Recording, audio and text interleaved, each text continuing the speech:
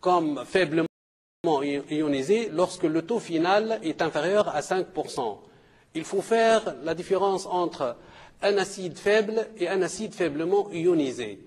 Un acide faible, il réagit partiellement avec l'eau. Et un acide faiblement ionisé, il réagit, c'est un acide faible, mais la quantité disparue est négligeable devant la quantité restante. Et pour de tels acides, taux F est inférieur à 5% environ.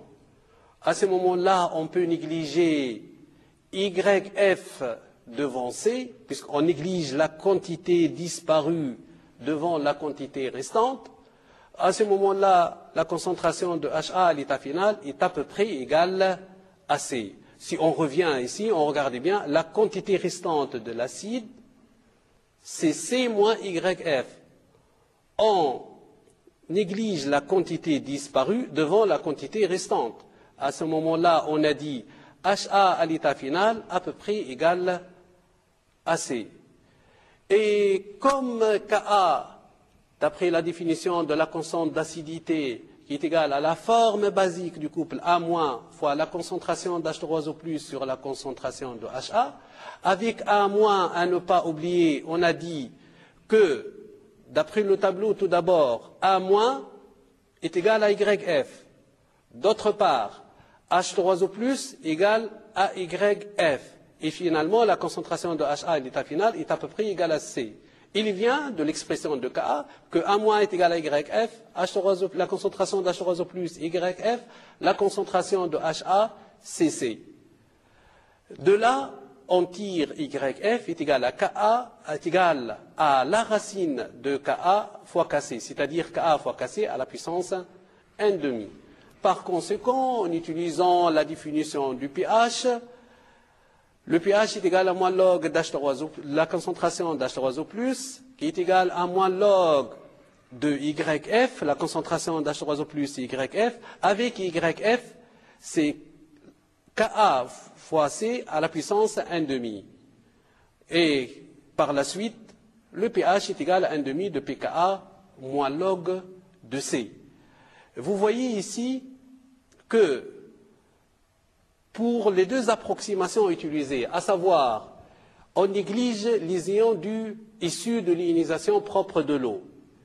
Et si on néglige la quantité disparue devant la quantité restante de l'acide, c'est-à-dire pour les acides faiblement ionisés, on a cette expression. Donc le pH en fonction de log de C, c'est une fonction affine, d'ordonner à l'origine des abscisses 1,5 de pKa. Et ce qui justifie la partie rectiligne de tout à l'heure, lorsqu'on a vu, elle est valable pour des pH inférieurs, nettement inférieurs au pKa du couple acide-base considéré. Donc il faut retenir que cette formule n'est valable que pour les deux approximations citées tout à l'heure. Maintenant, si on s'intéresse, on va passer dans le cadre d'une solution de base forte. Bien sûr, on parle de solution aqueuse. De même, la courbe rouge représente la variation du pH en fonction du log de C, en faisant varier pour différentes valeurs de la concentration de la solution aqueuse de la base forte, on mesure le pH, on a obtenu la courbe rouge. Vous voyez que cette courbe ne dépasse jamais la valeur 7. Le pH est toujours supérieur à 7 puisqu'on a travaillé à 25 degrés C. Et pour une solution basique, on a dit que le pH est supérieur à 7. Mais cette courbe présente une partie rectiligne pour des valeurs de pH supérieures à 8. Alors, à ce moment-là, si on essaie toujours de justifier théoriquement cette partie, on va s'intéresser à cette partie rectiligne, qui est valable pour des pH supérieurs à 8 à 25 degrés C. Les réactions chimiques à considérer sont la réaction 1 de tout à l'heure, celle de l'ionisation propre de l'eau, qui est symbolisée par l'équation chimique 1, et bien sûr la réaction entre l'eau et la base forte B qui est une réaction totale, symbolisée par l'équation chimique B plus H2O nous donne OH- plus BH+.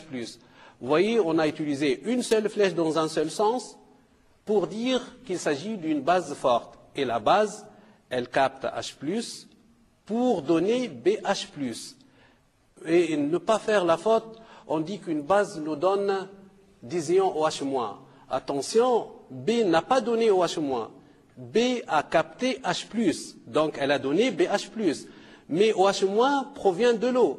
H2O joue le rôle d'un acide, il libère H+, capté par B, nous donne OH-.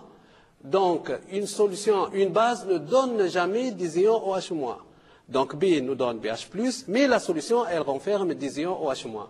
Si on passe au tableau descriptif d'évolution du système, comme tout à l'heure, donc à l'instant initial, bien sûr, la concentration maintenant de OH- est égale à 10 à la puissance moins pKe sur 2, provient bien sûr, puisque au départ, la base n'a pas réagi initialement avec l'eau, on a uniquement les ions issus de l'ionisation propre de l'eau. La concentration de OH- est égale à la concentration d'H3O+, qui est égale à Ke à la puissance 1,5, c'est-à-dire 10 à la puissance moins pKe sur 2.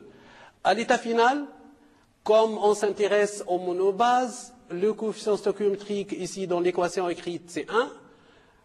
Donc on a à l'état final la concentration de la base B est égale à C moins YF. Toujours l'eau étant large XC, c'est notre solvant puisqu'on s'intéresse aux solutions aqueuses. Pour la concentration de BH+, c'est YF. Et pour la concentration de OH-, on a 10 à la puissance pH moins pKe. Attention, la concentration de OH-, normalement, elle est égale à Ke sur H3O+. La concentration d'H3O+, c'est 10 moins pH. 10 moins pKe sur 10 à la puissance moins pH nous donne 10 à la puissance pH moins pKe.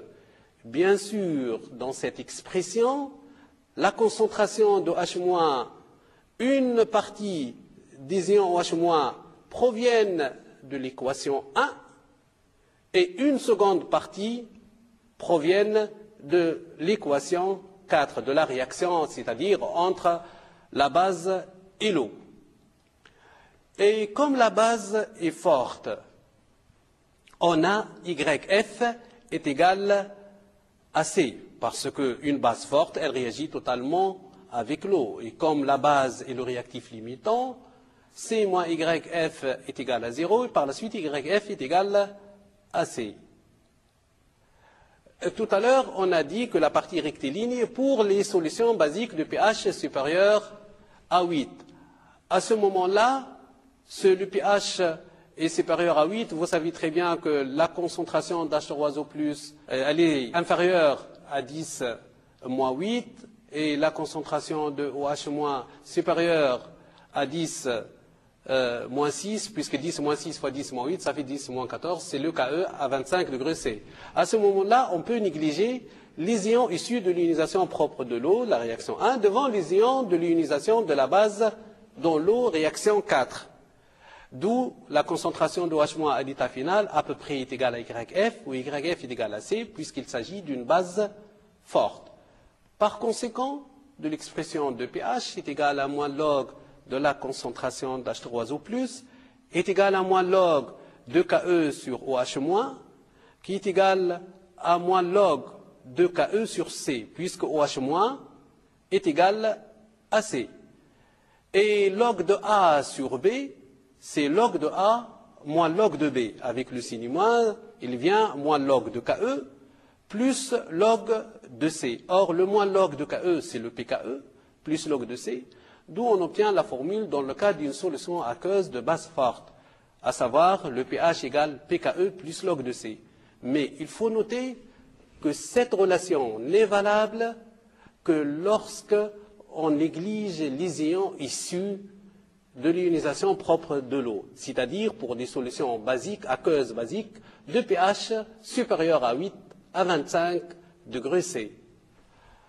Si on passe maintenant dans le cas d'une base faible, De même, donc, on trouve la courbe rouge ici obtenue, mais la partie, en utilisant la droite noire ici tracée comme pour repérer la partie rectiligne de la courbe,